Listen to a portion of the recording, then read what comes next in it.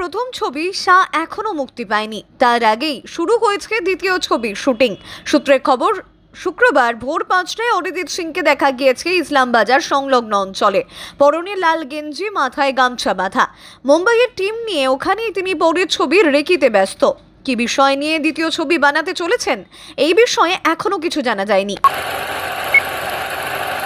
আগামী 14ই আগস্ট মুক্তি পাবে ধূমকেতু। 12 বছরের অপেক্ষার অবসান ঘটিয়ে ফের দেব শুভশ্রীর জুটিকে বড় পর্দায় দেখতে পাবে দর্শক।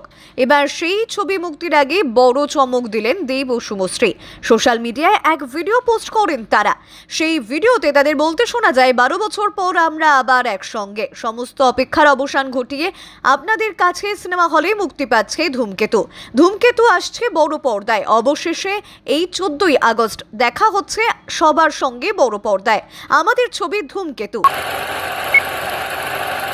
গত 12ই জুন লন্ডনে পোলো খেলতে খেলতে হঠাৎই মৃত্যু হয় কারিশমা কাপুরের প্রাক্তন স্বামী সঞ্জয় কাপুরের। মৃত্যু 6 দিন কেটে গেলেও শেষকৃত্য তখনও হয়নি।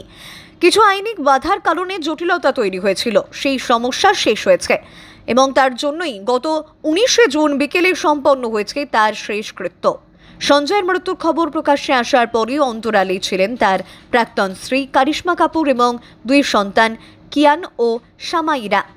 এই ঘটনার পর প্রথমবার বৃহস্পতিবার সকালে বিমানবন্দরের বাইরে ফ্রেমবন্দি হন কারিশমা এবং তার 2 সন্তান। এখনো মুক্তি পায়নি দ্য বেঙ্গল ফাইলস।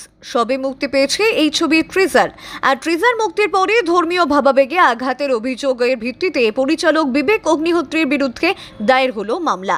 বহরমপুর থানায় তাদের বিরুদ্ধে এফআইআর দায়ের করেন মুর্শিদাবাদের ভাকুরি গ্রাম পঞ্চায়েতের উপপ্রধান বিপ্লব কুণ্ডু।